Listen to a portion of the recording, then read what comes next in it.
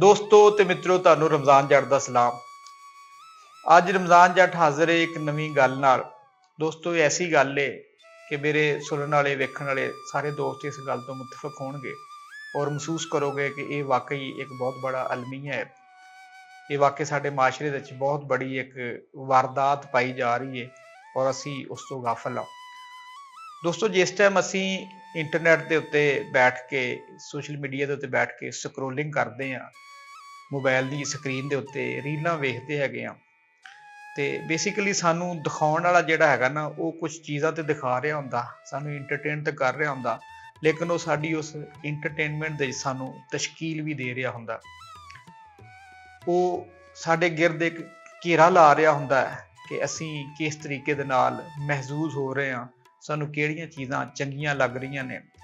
ਦੋਸਤੋ, ਮਾਹਿਰੀਨ ਦੇ ਮੁਤਾਬਕ ਜਦੋਂ ਅਸੀਂ ਇਹਨਾਂ ਚੀਜ਼ਾਂ ਦੇ ਵਿੱਚ ਖੁੱਭਦੇ ਜਾਂਦੇ ਹਾਂ ਤੇ ਸਾਡੀ ਦਿਲਚਸਪੀ ਵੱਧਦੀ ਜਾਂਦੀ ਹੈ ਤੇ ਸਾਡਾ ਜਿਹੜਾ ਸ਼ਊਰ ਹੈ ਉਹ ਪਿੱਛੇ ਹਟ ਜਾਂਦਾ ਹੈ ਤੇ ਸਾਡੇ ਜਿਹੜੇ ਜਜ਼ਬਾਤ ਨੇ ਉਹ ਅੱਗੇ ਆ ਜਾਂਦੇ ਆ। ਅਸੀਂ ਉਸ ਦਿਲਚਸਪੀ, ਮਹਿਜ਼ੂਜ਼, ਲੁਤਫਅੰਦੋਜ਼ੀ ਦੇ ਵਿੱਚ, ਤਫਰੀਹ ਦੇ ਵਿੱਚ ਇੰਨਾ ਕੁ ਅੱਗੇ ਨਿਕਲ ਜਾਂਦੇ ਹੈਗੇ ਆ ਕਿ ਸਾਨੂੰ ਨਹੀਂ ਪਤਾ ਲੱਗਦਾ ਕਿ ਅਸੀਂ ਕਿਸ ਪਾਸੇ ਜਾ ਰਹੇ ਹਾਂ। ਅਸੀਂ ਆਪਣੇ ਆਪ ਨੂੰ ਆਜ਼ਾਦ ਮਹਿਸੂਸ ਤੇ ਕਰਦੇ ਹਾਂ, ਲੇਕਿਨ ਅਸੀਂ ਹਕੀਕੀ ਤੌਰ ਤੇ ਪਲੇ ਸਟੋਰ ਤੋਂ ਡਾਊਨਲੋਡ ਕੀਤੀ ਹੋਈ ਉਹ ਐਪਲੀਕੇਸ਼ਨ ਜਿਹੜੀ ਹੈ ਉਹਦੇ ਅਸੀਂ ਗੁਲਾਮ ਹੋ ਚੁੱਕੇ ਹੁੰਦੇ ਹਾਂ। ਸਾਨੂੰ ਲੰਬੇ ਤੇ ਮਿਹਨਤ ਤਲਬ ਕੰਮ ਜਿਹੜੇ ਨੇ ਉਹ ਮਾੜੇ ਲੱਗਣ ਲੱਗ ਪੈਂਦੇ ਨੇ, ਉਹ ਜਾਨ ਜੋਖਾਂ ਵਾਲੇ ਕੰਮ ਲੱਗਣ ਲੱਗ ਪੈਂਦੇ ਨੇ। ਅਸੀਂ ਸੌਖੇ ਸੌਖੇ ਕੰਮ, ਸਹਲ ਅੰਦੇਜ਼ੀ ਵਾਲੇ ਕੰਮ, ਉਹਨਾਂ ਦੀ ਤਰਫ ਆਪਣੇ ਆਪ ਨੂੰ ਮਾਇਲ ਰੱਖਦੇ ਹਾਂ। ਹਾਰਡ ਵਰਕ ਸਾਨੂੰ ਬੁਰਾ ਮਹਿਸੂਸ ਹੋਣ ਲੱਗ ਪੈਂਦਾ।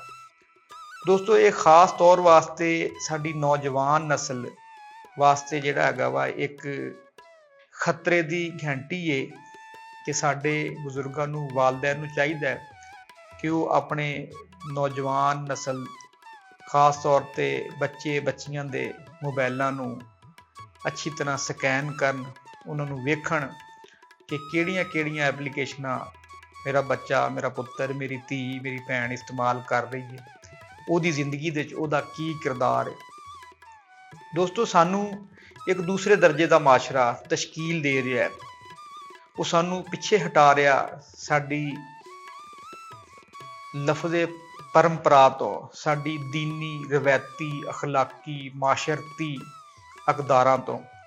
ਸਾਡੇ ਅੰਦਰੋਂ ਉਹ ਚੀਜ਼ਾਂ ਨੂੰ ਕੱਢਦਾ ਜਾ ਰਿਹਾ ਹੈ। ਹਜ਼ਰਤ ਸੁਲਤਾਨ ਬਾਹੂ ਰਹਿਮਤੁल्लाह अलैह ਆਪਣੇ ਇੱਕ ਪੰਜਾਬੀ ਮਿਸਰੇ 'ਚ ਫਰਮਾਉਂਦੇ ਨੇ ਕਿ ਬੜੀ ਬਦਾਰ ਮੁਹੱਬਤ ਵਾਲੇ ਕੋਈ ਲੈ ਕੇ ਰਹਿਬਰ ਸੂਹਾ ਹੋ। ਦੋਸਤੋ, ਜਦੋਂ ਜ਼ਿੰਦਗੀ ਦੇ ਕਿਸੇ ਵੀ ਮਾਮਲੇ ਦੇ ਵਿੱਚ ਸਾਨੂੰ ਰਹਿਬਰ ਦੀ ਜ਼ਰੂਰਤ ਪੈਂਦੀ ਹੈ ਤੇ ਸਾਨੂੰ ਚਾਹੀਦਾ ਹੈ ਕਿ ਅਸੀਂ ਜਦੋਂ ਇਹ ਸੋਸ਼ਲ ਮੀਡੀਆ, ਇੰਟਰਟੇਨਮੈਂਟ ਦੀ ਤਫਰੀਹ ਦੀ ਦੌੜ ਦੇ ਵਿੱਚ ਨੱਸ ਰਹੇ ਹੋਈਏ, ਦੌੜ ਰਹੇ ਹੋਈਏ, ਤਾਂ ਅਸੀਂ ਉੱਥੇ ਵੀ ਆਪਣਾ ਕੋਈ ਰਹਿਬਰ ਰੱਖੀਏ, ਅਸੀਂ ਉੱਥੇ ਵੀ ਆਪਣਾ ਕੋਈ ਉਸਤਾਦ ਰੱਖੀਏ, ਤਾਂ ਕਿ ਸਾਨੂੰ ਤਾਮੀਰੀ ਸੋਚ ਵਾਲੀਆਂ ਕਾਰਾਮਦ ਗੱਲਾਂ ਜਿਹੜੀਆਂ ਸਾਨੂੰ ਬਿਹਤਰੀ ਦੀ ਤਰਫ ਲੈ ਕੇ ਜਾਣ, ਜਿਹੜੀਆਂ ਸਾਡੀ ਬਿਹਤਰੀ ਦੀ ਖਵਾਇਸ਼ ਰੱਖਦੀਆਂ ਹੋਣ, ਸਾਡੇ ਅੰਦਰ ਉਹ ਚੀਜ਼ਾਂ ਪੈਦਾ ਕਰਨ ਜਿਹੜੀਆਂ ਤਾਰੀਖ ਦੇ ਵਿੱਚ ਔਰ ਇਨਸਾਨ ਦੇ ਅਰੂਜ ਵਾਲੀਆਂ ਗੱਲਾਂ ਹੋਣ, ਨਾ ਕਿ ਉਹ ਗੱਲਾਂ ਜਿਹੜੀਆਂ ਸਾਡੇ ਅੰਦਰ ਮਜ਼ਹਬ ਤੋਂ ਤਸਾਦਮ ਪੈਦਾ ਕਰ ਦੇਣ, ਦੀਨ ਤੋਂ ਤਸਾਦਮ ਪੈਦਾ ਕਰ ਦੇਣ। ਦੋਸਤੋ, ਇੱਕ ਹੱਡ ਬੀਤੀਏ, ਜਗ ਬੀਤੀਏ, ਹਰ ਬੰਦੇ ਨੇ ਇਹ ਗੱਲ ਦੀ ਪਰਖ ਕੀਤੀ ਹੋਣੀ ਹੈ ਕਿ ਇੱਕ ਵਕਤ ਹੁੰਦਾ ਸੀ ਸਾਨੂੰ ਅੱਲਾਹ ਪਾਕ ਦੇ ਜ਼ਿਕਰ ਅਜ਼ਕਾਰ ਦੇ ਵਿੱਚ ਸਕੂਨ ਮਹਿਸੂਸ ਹੁੰਦਾ ਸੀ, ਨਮਾਜ਼ ਦੇ ਵਿੱਚ ਜ਼ਿਆਦਾ ਤੋਂ ਜ਼ਿਆਦਾ ਟਾਈਮ ਲਾਇਆ ਜਾਂਦਾ ਸੀ, ਕੁਰਾਨ ਦੀ ਤਿਲਾਵਤ ਜ਼ਿਆਦਾ ਤੋਂ ਜ਼ਿਆਦਾ ਸੁਣੀ ਜਾਂਦੀ ਸੀ।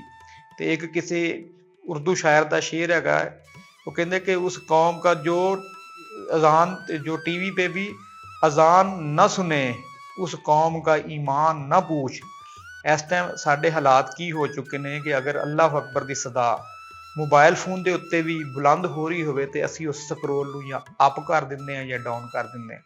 ਅਸੀਂ ਉੱਥੇ ਰੁਕਦੇ ਨਹੀਂ, ਅਸੀਂ ਉੱਥੇ ਖੜਦੇ ਨਹੀਂ। ਇਹ ਲਮਹਾ ਫਿਕਰੀ ਹੈ ਕਿ ਅਸੀਂ ਕਿਸ ਤਰਫ ਜਾ ਰਹੇ ਹਾਂ, ਅਸੀਂ ਕਿਸ ਚੀਜ਼ ਦਾ ਇਨਕਾਰ ਕਰ ਰਹੇ ਹਾਂ ਤੇ ਸਾਡਾ ਅੰਜਾਮ ਕੀ ਹੋਏਗਾ। ਦੋਸਤੋ, ਐਸਾ ਮਵਾਦ ਜਿਹੜਾ ਅਖਲਾਕੀ ਅਕਦਾਰ ਤੋਂ ਗਿਰਿਆ ਪੜਿਆ ਹੋਵੇ, ਐਸਾ ਮਵਾਦ ਜਿਹੜਾ ਸਾਡੀ ਮਜ਼ਹਬੀ ਰਵਾਇਤ ਦੇ ਮੁਤਾਬਕ ਸਹੀ ਨਾ ਹੋਵੇ, ਸਾਨੂੰ ਚਾਹੀਦਾ ਹੈ ਕਿ ਅਸੀਂ ਉਹਨਾਂ ਵੀਡੀਓਜ਼ ਨੂੰ, ਉਹਨਾਂ ਐਪਲੀਕੇਸ਼ਨਾਂ ਨੂੰ, ਉਹਨਾਂ ਰੀਲਾਂ ਨੂੰ ਨਾ ਸਿਰਫ ਰਿਪੋਰਟ ਕਰੀਏ ਬਲਕਿ ਉਹਨਾਂ ਨੂੰ ਅਸੀਂ ਬਲੌਕ ਕਰੀਏ ਤਾਂ ਕਿ ਸਾਡੇ ਜਿਹੜਾ ਹੈਗਾ ਵਾ ਕਿ ਉਹ ਕੁਰਬੋ ਜਵਾਰ ਦੇ ਜੋ ਚੀਜ਼ਾਂ ਨਜ਼ਰ ਨਾ ਆਉਣ। ਦੋਸਤੋ ਇਹ ਆਪਣੇ ਸਾਡੇ ਮਾਸ਼ਰੇ ਦਾ ਤਹਫ਼ੁਜ਼ ਅਸੀਂ ਤੁਸੀਂ ਰਲ ਕੇ ਨਹੀਂ ਕਰਨਾ ਤੇ ਹੋਰ ਕਿਹਨੇ ਕਰਨਾ ਹੈਗਾ। ਇਹ ਇੱਕ ਛੋਟੀ ਜਿਹੀ ਕਾਵਸ਼ ਹੈ, ਇੱਕ ਛੋਟੀ ਜਿਹੀ ਜੱਦੋਜਹਿਦ ਹੈ ਜਿਹੜੀ STN ਦੇ ਤਹਿਤ ਅਸੀਂ ਤੁਹਾਡੇ ਤੱਕ ਪਹੁੰਚਾ ਰਹੇ ਹਾਂ ਔਰ ਇਹ ਉਮੀਦ ਕਰਦੇ ਹਾਂ ਕਿ ਤੁਸੀਂ ਸਾਡੀ ਇਸ ਗੱਲ ਦੇ ਵਿੱਚ, ਇਸ ਨੇਕੀ ਦੇ ਪ੍ਰਚਾਰ ਦੇ ਵਿੱਚ ਆਪਣਾ ਹਿੱਸਾ ਪਾਓਗੇ। ਵੇਖਦੇ ਸੁਣਦੇ ਰਹਿਣਾ। ਫਿਰ ਹਾਜ਼ਰ ਹੋਵਾਂਗੇ ਕਿਸੇ ਨਵੀਂ ਗੱਲ ਨਾਲ। ਉਦੋਂ ਤੱਕ ਤੁਹਾਡਾ ਤੇ ਰਮਜ਼ਾਨ ਜੱਟ ਦਾ ਅੱਲਾ ਬੇਲੀ।